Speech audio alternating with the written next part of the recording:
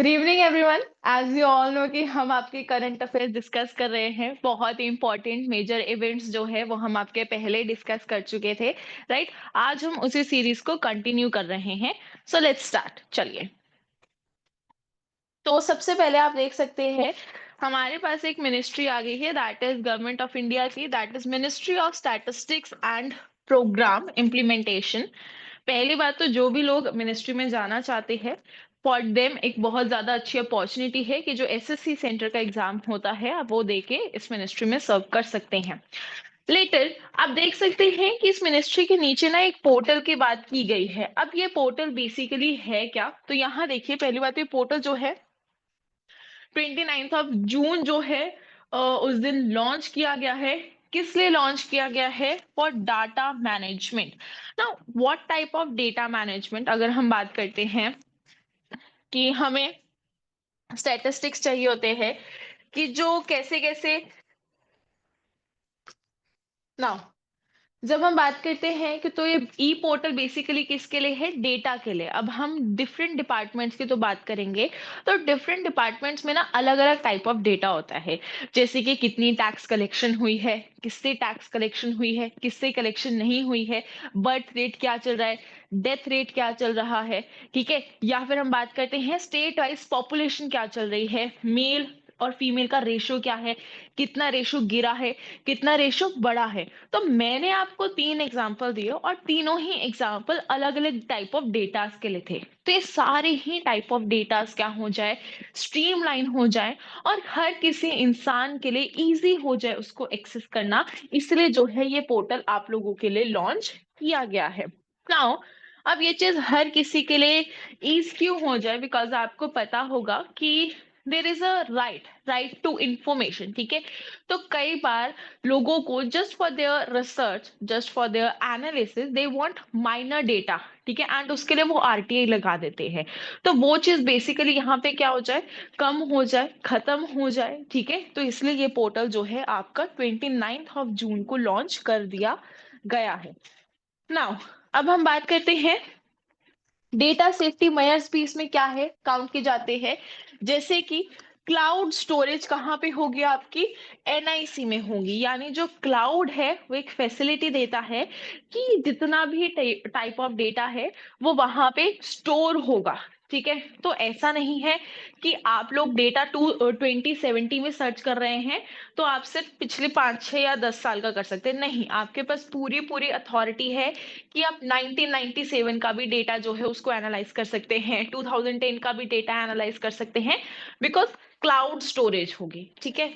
उसके बाद क्या है, सिक्योरिटी के जो रेगुलेशंस है वहां पे स्पेसिफिक सिक्योरिटी डाली गई। सिक्योरिटी एक माइनर सिक्योरिटी रखी गई है, ज्यादा हाई फाई नहीं है, ठीक है, इतना कि जो प्रोटेक्टेड डेटा है उसको सिक्योर किया जाए।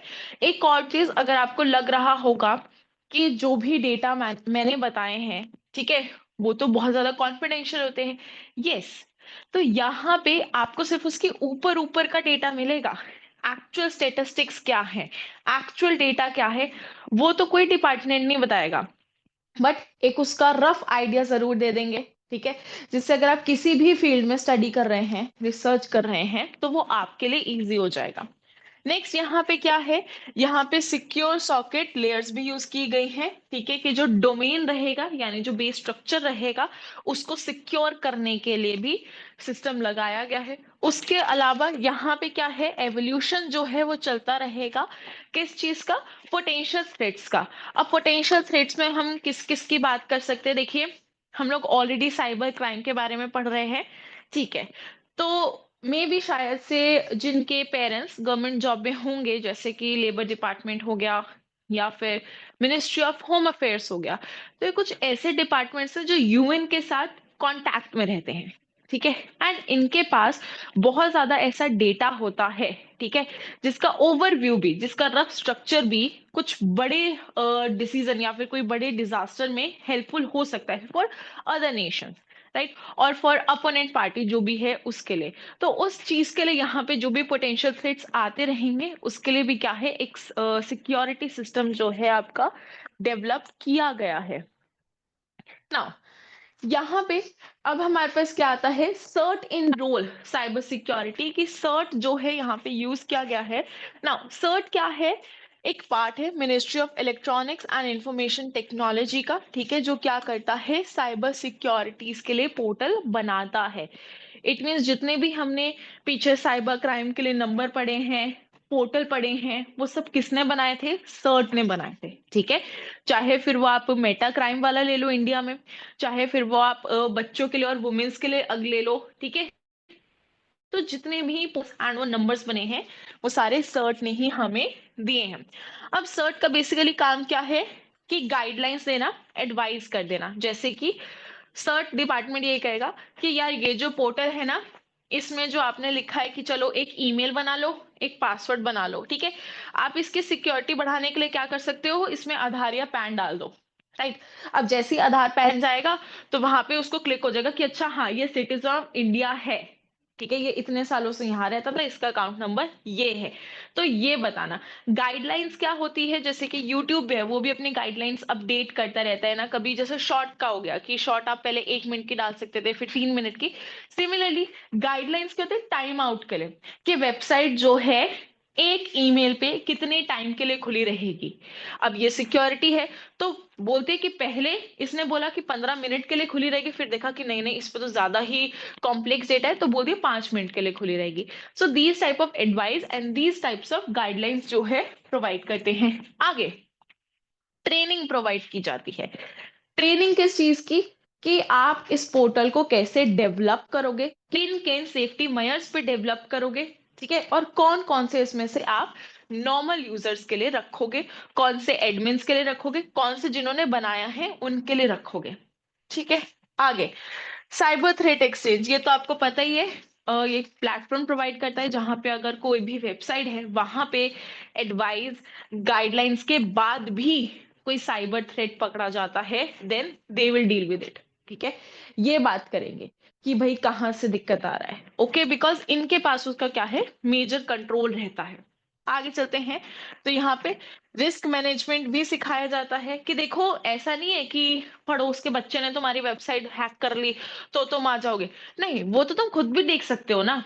मान लो किसी पड़ोस के बच्चे ने तुम्हारी वेबसाइट हैक कर ली, तो तुम्हारे पास उसके डिटेल्स हैं, उससे पता लगा लो और उसको काउंटर कर लो। ये बेसिकली ये क्या है, छोटे मोटे जो साइबर क्राइम्स होते हैं, ठीक है, जो वहीं पे बैठा हुआ इन डिपार्टमेंट इसको चेक कर सकता है, उन चीजों के लिए बात यहाँ पे की जाती है। हाँ कोई बड़ा साइबर थ्रेट आ गया जो नेशन लेवल पे है, नेशनल लेवल पे है, देन फिर सर्च जो है अपना एक्शन लेती है। बट अगर कोई भी छोटे लेवल पे हुआ है cyber crime, then search advice करती है कि देखिए आप ये स्टेप उठाइए एंड ये प्रॉब्लम सॉल्व हो जाएगी। सर्ट फर्स्ट हैंड पे ही नहीं कूदता है, नहीं, सर्ट पहले आप लोगों को बताता है छोटे क्राइम्स कैसे सॉल्व करने हैं, ओके। वंस आप कह दो कि आपसे नहीं हो रहा है, देन सर्ट आके आपकी हेल्प करेगा, ठीक है, तो आप याद रखेंगे। आगे सो बेसिकली ये पोर्टल कहीं ना कहीं आप लोगों के लिए ही है। आप लोगों को पता होगा कि निर्माण स्कीम जो है निकाली गई है, ध्यान से पढ़ना, किसके लिए, noble initiative for rewarding mains aspirant of national civil service exam, ठीक है। कि निर्माण बेसिकली क्या है आपका, कि एक ऐसा पोर्टल है जो क्या करेगा, उन मेंस वाले जो एस्पिरेंट्स है उसको रिवॉर्ड करेगा। इट मीन्स अगर आप मेंस के लिए बैठ रहे हैं तो प्रोबेबली जो है आपको रिवॉर्ड मिलेगा। अब एक चीज याद रखना, आप लोगों ने ना जब ये मेंस पढ़ा होगा तो आपके दिमाग में गवर्नमेंट ऑफ इंडिया तो आई होगी, बट क्वेश्चन में पूछ दिया कि गवर्नमेंट ऑफ इंडिया की ऐसी कौन सी मिनिस्ट्री है, ठीक है, तब आप क्या कहोगे। तो यहाँ पे मिनिस्ट्री कौन सी है, the union ministry of coal and mine. तो ये चीज याद रखना, ये थोड़ा सा क्या है, कॉन्ट्रडिक्ट कर रहा है ना, क्योंकि आपके दिमाग में ये तो दूर दूर तक नहीं आ सकता कि अरे भाई कोल और माइन की जो मिनिस्ट्री है, ठीक है, वो कहीं ना कहीं क्या करेगी, ऐसी स्कीम लेके आएगी जो मेंस के एस्पिरेंट को रिवॉर्ड करेगी, राइट। तो ये चीज याद रखना, बिकॉज ये कहीं से भी मैच नहीं कर रहा है। आप देख सकते हो पोर्टल कुछ ऐसा आपको दिखेगा, बेसिक पोर्टल है, हाई फाई पोर्टल नहीं है। जैसे यूपीएससी के एग्जाम के आपने देखे होंगे, बहुत बेसिक पोर्टल सा होता है, ज्यादा हाई फाई उसमें कुछ नहीं है। सिमिलरली वैसे ही बेसिक पोर्टल है यहाँ पे।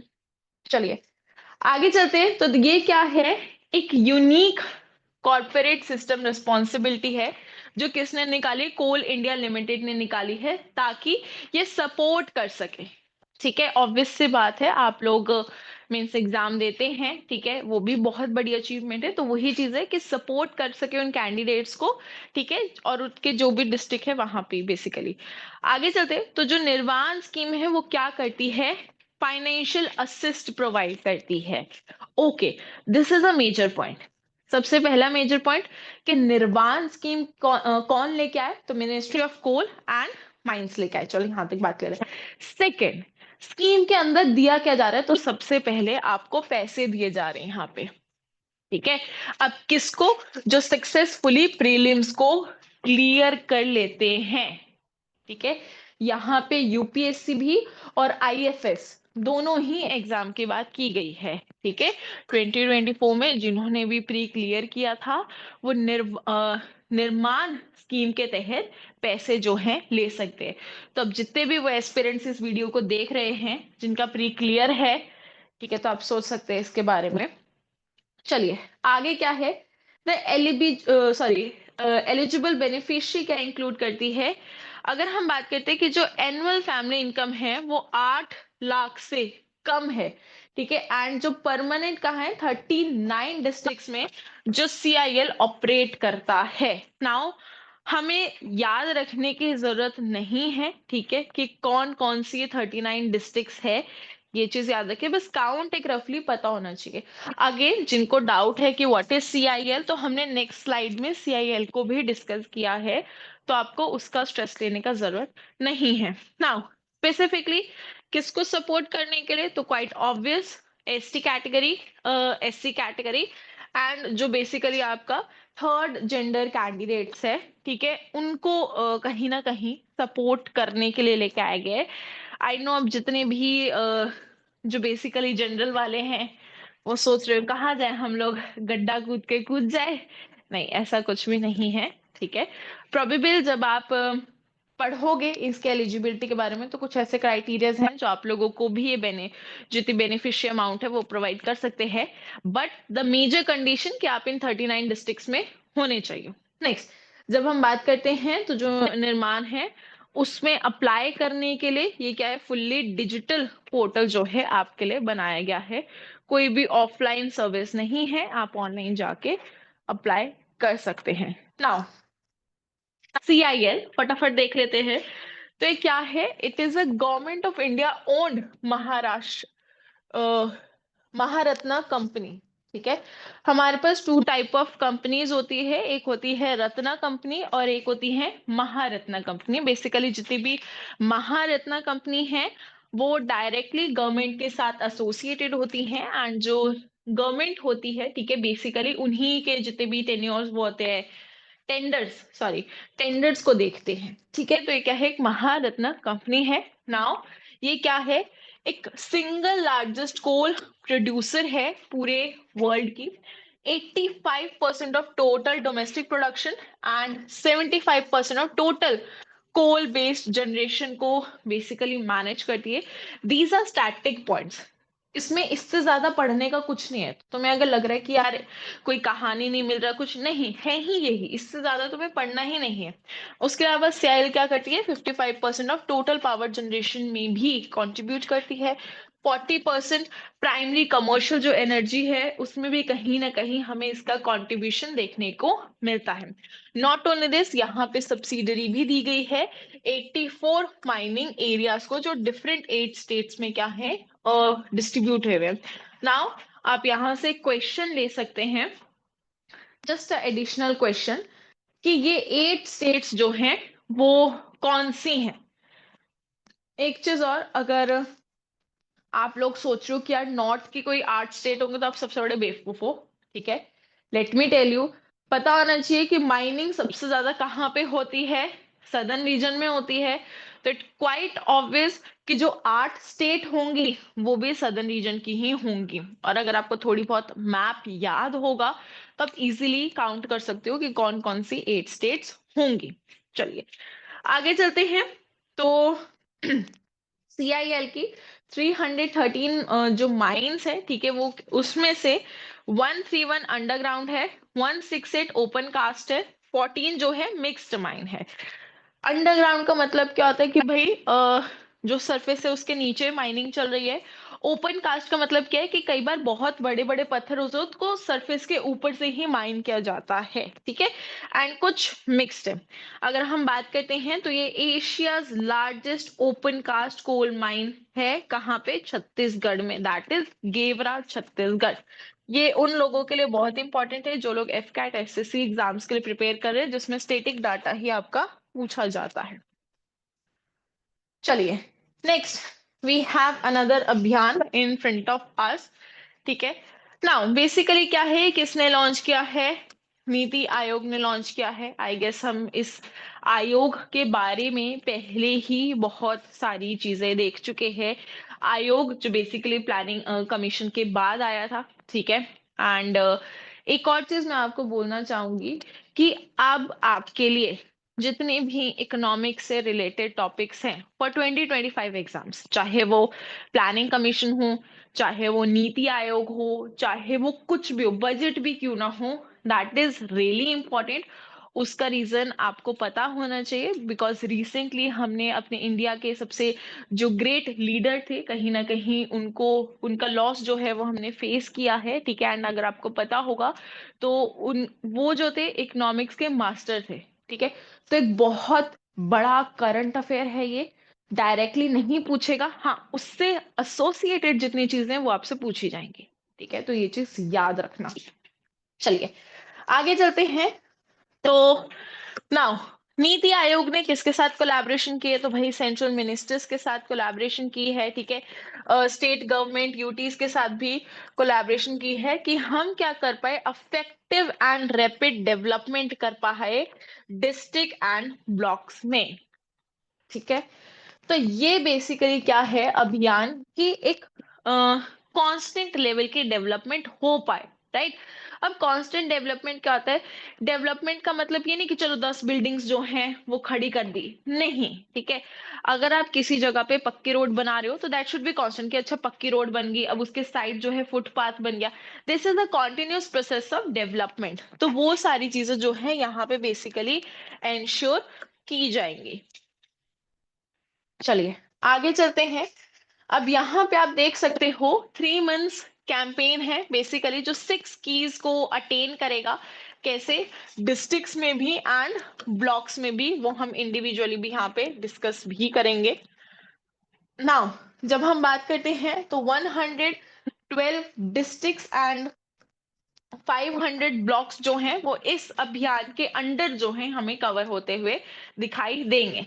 सबसे पहले ब्लॉक्स में क्या क्या है कि परसेंटेज ऑफ प्रेग्नेंट वुमेन्स जो रजिस्टर की गई हैं आपकी ANC पे, ठीक है, उनका फर्स्ट ट्राइमेस्टर को थोड़ा सा ऑब्जर्व किया जाए बिकॉज फर्स्ट ट्राइमेस्टर सबसे ज्यादा क्रूशियल कंसिडर किया जाता है फॉर एनी प्रेग्नेंट वुमेन।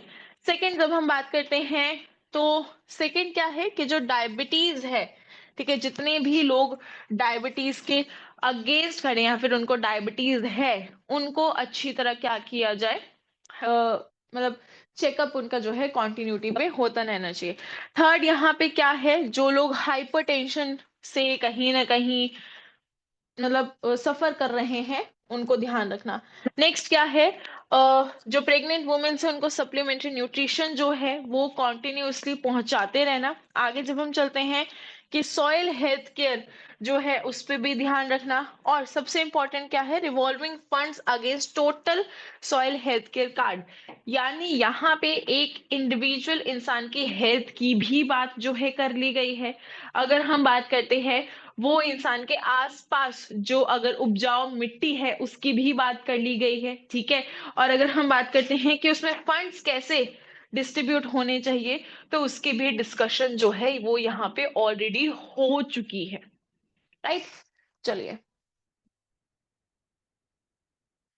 आगे हम चलते हैं। तो यस, नेक्स्ट डिस्ट्रिक्ट्स में क्या है, सबसे पहले तो वही है कि एएनसी पे जितने भी प्रेग्नेंट वुमेन्स है उनके रिगार्डिंग, देन न्यूट्रिशन जो आ रहा है उसके रिगार्डिंग, देन चिल्ड्रंस जो 9 से 11 महीने के हैं, क्या वो 100% डेवलप्ड है या नहीं है, उनके बॉडी को 100% न्यूट्रिशन मिल रहा है, नहीं मिल रहा है, वो हेल्दी है, उनको कोई बचपन से बीमारी तो नहीं हो गई है, ठीक है, वो जिसको हमने कुपोषित तो नहीं है, क्या उनकी बॉडी फुल्ली डेवलप हो रही है, क्या उनका ब्रेन फुल्ली डेवलप हो रहा है, तो ये सारी चीजें यहाँ देखी जाएगी। अगेन स्वायत्त हेल्थ कार्ड वो भी किए जाएंगे, उसके अलावा स्कूल्स के में इलेक्ट्रिसिटी, ठीक है, और अगर हम बात करते हैं तो टेक्स्ट बुक्स भी प्रोवाइड करवाई जाएंगी, राइट, जो भी एकेडमिक सेशन होगा उसकी बिगनिंग में। सो ये क्या है, डिस्ट्रिक्ट्स का है, एंड वो आपने जो पढ़ा था वो ब्लॉक का है। नेक्स्ट जब हम चलते हैं तो नाउ यहाँ पे है हमारे पास प्रोजेक्ट परी। ये प्रोजेक्ट तो आप सबको याद हो जाएगा इजीली, बिकॉज पापा की परी बहुत ही ज्यादा फेमस है, एक आप लोग को बोलते हैं ना, स्लैंग बोलते हैं शायद से, पापा की परी, ठीक है, और इसी वजह से बेचारी जो फीमेल है उनकी ड्राइविंग को भी डाउट किया जाता है, तो इससे भी आप याद रख सकते हो। क्यों इंपॉर्टेंट है याद रखना, ये लाइन देख लो आप, 46th session of world heritage committee, ये कमेटी मैंने पहले लेक्चर में ही पढ़ा दी थी। व्हाई? बिकॉज ये कमेटी दी मोस्ट कमेटी है। India is all about culture and heritage, ठीक है, एंड एक कमेटी सिर्फ उसी की डिस्कशन करती है। ओके, चलो, तो अगर हम बात करते हैं मिनिस्ट्री ऑफ कल्चर ने ऑन द 46, जब हम बात करते हैं सेशन, तो उस पे क्या लॉन्च किया, आपका प्रोजेक्ट परी जो है वो लॉन्च किया है, कहाँ पे, न्यू दिल्ली में, 21 टू 31 जुलाई। नाउ परी प्रोजेक्ट की फुल फॉर्म क्या है, public art of India. India में बहुत आर्ट है, भर भर के आर्ट जो है मिलेगा, और ये वही चीज यहाँ पे डिस्कस की गई है।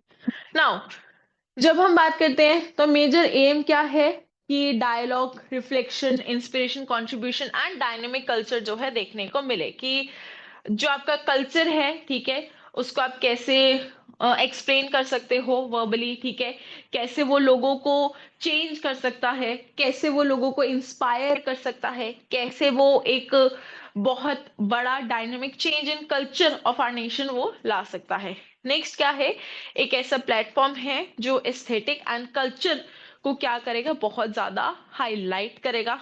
नेक्स्ट, इस आर्ट में जो है जरूरी नहीं है कि सिर्फ साइंटिफिक आर्ट से दिखाए दे, नहीं, जो बहुत बहुत बेसिक से भी होते हैं, ठीक है, पेंटिंग्स वगैरह होगी, डाइवर्स कल्चर है वो भी दिखा सकते हैं। बेस्ट एग्जांपल मैं देना चाहूंगी, जैसे कि पेंटिंग जो बेसिकली फीमेल्स है वो ज्यादा इससे लिंक कर पाएंगी। फीमेल्स ना अलग अलग टाइप ऑफ साड़ी पहनती हैं, सूट पहनती हैं, ठीक है, कई सूट पे हाथी प्रिंट हुए होते हैं, कई सूट पे फ्लावर्स हो गया, फ्लोरा सा कुछ ऐसा प्रिंट होता है। सो ये different different culture and different different जगहों का प्रिंट है। अगर मैं बात करती हूँ हाथी घोड़े की, तो आपके दिमाग में राजस्थान आ जाता है, ठीक है, वहीं अगर मैं बात करती हूँ फ्लोरल प्रिंट की, तो भाई सबके दिमाग में क्या चला जाता है, नॉर्थ ईस्ट चला जाता है। वहीं अगर मैं आपसे बात करूंगी कि अगर प्लेन साड़ी है, ठीक है, जिसपे वो गोल्डन धागे से हुई है, तो आप सबके दिमाग में साउथ आ जाएगा। यस, बिकॉज ये सारा डिफरेंट पैटर्न्स जो है वो डिफरेंट जो है आपका डायरेक्शन ऑफ इंडिया के बारे में ज्यादा बताते हैं, तो वही सारी चीजें यहाँ पे हमें देखने को मिली हैं। नाउ बेसिकली यहाँ पे क्या था, इसका मतलब कि भाई जितने भी लोग हैं वो कहीं ना कहीं एक अपना नेचर ऑफ कल्चर समझा सके, इन लोगों को इंस्पायर कर सके, ठीक है, बिकॉज कई बार क्या होता है कि आप जिस कल्चर को फॉलो कर रहे हैं आप कई बार बोर हो जाते हो, सो यू नीड कि यार थोड़ा सा चेंज हो जाए, थोड़ा सा इम्प्रोवाइजेशन हो जाए, तो दूसरे के समझाने से वो चीज आपके में हो सकती है। उसके अलावा यहाँ पे कुछ ट्रिब्यूट्स दिए गए नेचर को, जैसे कि जो है गांधी जी हो गए, ठीक है, इंडिया के टॉयज हो गए, हॉस्पिटैलिटी हो गई, एंशिएंट नॉलेज हो गया, तो ये सारी चीजों को यहाँ पे जो है बताया गया है। आपको पता नहीं होगा शायद से, लेकिन इंडिया में आज भी लकड़ी के खिलौने बनते हैं। खेलना अब लोगों ने बहुत कम कर दिया है, लाइक हम लोग नॉर्थ नॉर्थ इंडिया में हैं, एंड यहाँ पे लोग ज्यादातर प्रेफर करते हैं स्टील के जो ट्रक्स हो गए, ठीक है, हार्ड मेटल या फिर प्लास्टिक के टॉयज।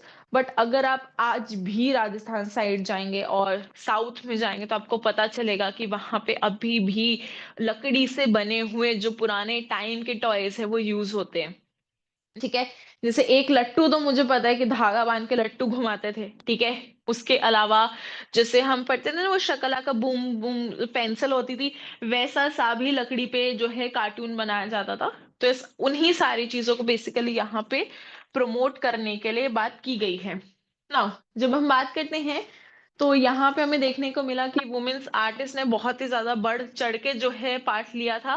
एंड ये कहीं ना कहीं जो इनिशिएटिव है वो ललित कला अकादमी जो बेसिकली इंस्टीट्यूट है वहां से भी क्या है आपका एसोसिएटेड है। अगर आपको पता होगा तो इस अकेडमी अवार्ड्स भी दिए जाते हैं कल्चर पे एंड गाने वगैरह पे। ठीक है। चलिए, नेक्स्ट अब हमारे पास क्या आ जाता है, दिशा बेसिकली एक स्कीम है उसके बारे में आती है। जैसे कि आप देख ही सकते हैं कि दिशा word basically is for direction. ठीक है। एंड इंडिया बेसिकली किसकी डायरेक्शन ज्यादातर लेता है, that is law and justice. ठीक है। और तो आप लोग अब कहेंगे कि ऐसा थोड़ी है, इंडिया में कितने ज्यादा जस्टिस भी होता है। ठीक है। इंडिया के कितने केसेस हैं जिसके जस्टिस से हम लोग सहमत नहीं हैं, बट स्टिल ठीक है, इंडिया का जो जस्टिस सिस्टम है वहां पे जितने भी डिसीजन लिए जाते हैं वो रूल्स एंड रेगुलेशंस के अकॉर्डिंग लिए जाते हैं, एंड जब भी नीड हुई है तो अमेंडमेंट्स हुए हैं। ठीक है। चलिए, तो बेसिकली दिशा एक स्कीम है। ठीक है, जो 5 साल के लिए लॉन्च की गई है फ्रॉम 2021 टू 2026। अगर हम बात करते हैं तो बेसिकली किसने लॉन्च किया है, ministry of law and justice. ठीक है, टू द लोकसभा। अब इसका बेसिकली वो क्या है जिसको हम कहते हैं कि मतलब क्या है, क्यों दिशा को लॉन्च कर दिया। तो जो स्टेटमेंट मैंने बोला ना कि यार कहीं कई केसेस को जस्टिस नहीं मिल पाता है। ठीक है। हम सिटीजन ऑफ इंडिया हम कहते हैं नहीं ये तो नहीं सही हुआ, ये गलत है। उन्हीं जैसे बेसिकली केसेस के लिए ये इनिशिएटिव लाया गया। ठीक है। कि अगर कोई भी ऐसा केस आता है जहां पे देर इज अ नीड कि हम उसे वापस से रिव्यू करें, वापस से लुक करें, तो ठीक है हम उनको करेंगे। And yes, if there is a need of amendment और अ रूल, तो वो भी बनाया जाएगा ताकि सिटीजन ऑफ इंडिया जो है उनके दिमाग में दिल में एक ट्रस्ट बैठ जाए कि यस हमारा जो सुप्रीम कोर्ट है, हमारा हाई कोर्ट है, जितने भी कोर्ट्स है वो हमें एक्चुअली में जस्टिस देंगे। राइट। वैसे तो मुझे पता है रिसेंटली एक केस की वजह से आप लोग सारे जस्टिस वर्ड पे ध्यान नहीं ज्यादा विश्वास हो रहा होगा, बट स्टिल चलिए, आप देख सकते हैं यहाँ पे कि क्यों लॉन्च की गई है, ताकि ये क्या करेगा आपको all encompassing compressive integrated systematic solution जो है दिया जाएगा जस्टिस को असेस करने के लिए all over the India. Same चीज जब हम बात करते हैं तो बेसिकली इसमें according to the preamble, this is important, according to the preamble and article 39A, article 14, article 21।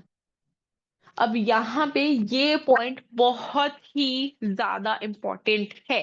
क्यों इंपॉर्टेंट है, क्योंकि दिशा जस्टिस के बारे में बात कर रहा है, एंड ये जस्टिस वर्ड इन्हीं मेजरली आर्टिकल में हमें हाईलाइट होते हुए या फिर प्रियम्बल में हाईलाइट होते हुए दिखाई देता है। ठीक है। आप लोगों ने देखा होगा सोविनियन हो गया इसमें। ठीक है। फ्रेटर्निटी टर्म हो गई। राइट। तो वो सारी टर्म्स के साथ जस्टिस भी टर्म है।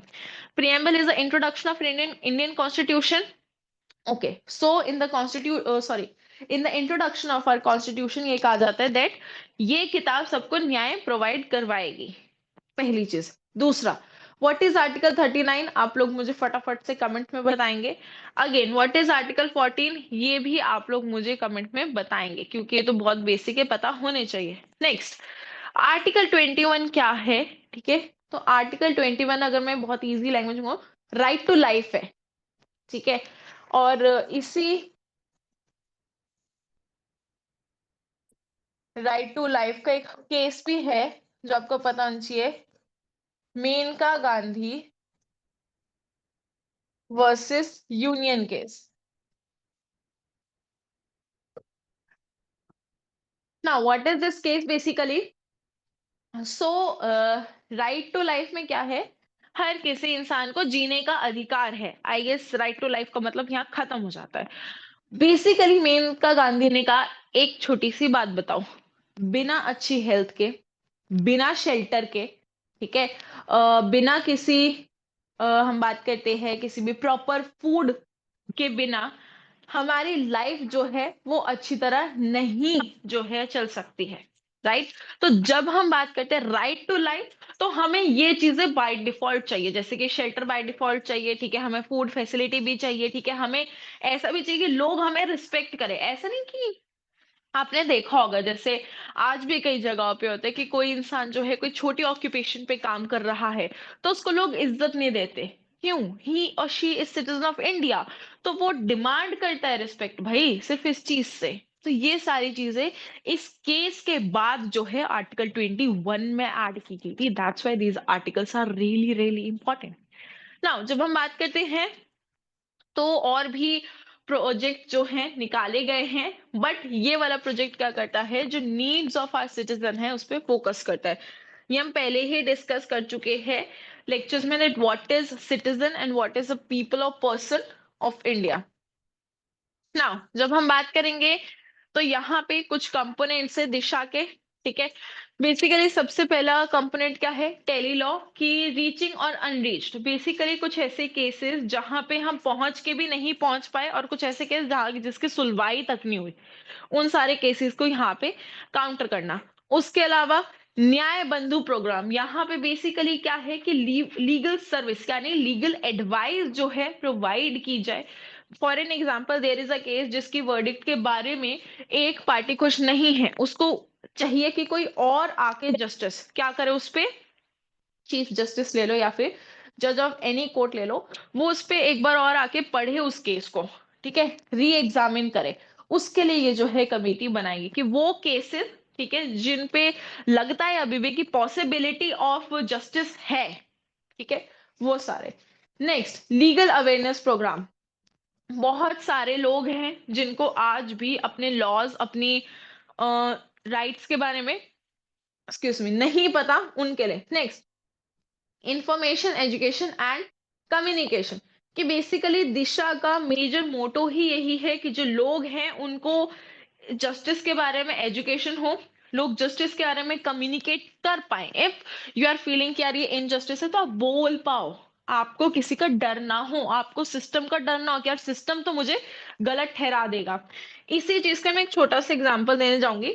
रिसेंटली मैं किसी स्टेट की पुलिस को यहाँ पे नहीं बोलना चाहूंगी, बट एक लड़की थी एंड उसको फिजिकली हिरास किया गया था, ठीक है। बट जब हिम्मत करके वो पुलिस स्टेशन गई, पुलिस स्टेशन में उसने कहा कि मेरे साथ ऐसा हुआ है, मेरी एफआईआर लिखो। तो जितने भी पुलिस स्टेशन में जो भी लोग बैठे थे, चाहे वो कांस्टेबल, हेड कांस्टेबल या फिर जो हेड होते हैं वो बैठे थे, उन्होंने उसकी बात इग्नोर कर दी। At the end of the day उसके पास कोई भी और ऑप्शन नहीं बचा, तो उसने वो सारी रिकॉर्ड करी और सोशल मीडिया पे डाल दी, और उसके बाद जाके उसकी बात जो है सुनी गई। तो ये जो सारी चीजें हैं, पहली बात तो कम हो जाए, और अगर कोई जस्टिस की डिमांड कर रहा है तो उसकी बात सुनी जाए, ठीक है। वो सारी चीजें हमें यहाँ पे देखने को मिलती हैं। नाउ जब हम आगे चलते हैं तो मेजर स्टेप क्या है कि नेशनल मिशन है कि जस्टिस डिलीवर हो लीगल रिफॉर्म्स की तरफ से, ठीक है। इंफ्रास्ट्रक्चर को बढ़ाया जाए, जुडिशियल ऑफिस जो है वो डिस्ट्रिक्ट्स के एंड सबऑर्डिनेट्स के, पहली बात तो कोई भी डिस्ट्रिक्ट कोर्ट नहीं होता, सबऑर्डिनेट कोर्ट ही होते हैं, तो जितने भी जुडिशियल ऑफिस है उसका इंफ्रास्ट्रक्चर बढ़ाया जाए ताकि आसपास के जो भी लोग हैं अगर वो न्याय मांगने जाते हैं तो उनको ज्यादा दूर जो है ना जाना पड़े। आगे जब हम चलते हैं तो यहाँ पे हमें पता चलता है कि इंफॉर्मेशन कम्युनिकेशन टेक्नोलॉजी भी हो उनके पास, कि वो कम्युनिकेट कर पाए, टेक्नोलॉजी हो और वो इंफॉर्मेशन उनको सही तरीके से मिल जाए। सो ये पूरा आपका क्या है, बेसिकली दिशा जो है प्रोजेक्ट जो हमें यहाँ पे देखने को मिलता है।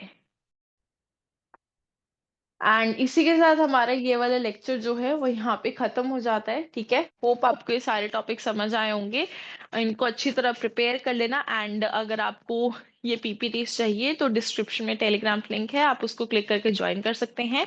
एंड ये पीपीटीज वहां से डाउनलोड कर सकते हैं। So thank you everyone and have a really nice day, do take care of yourself.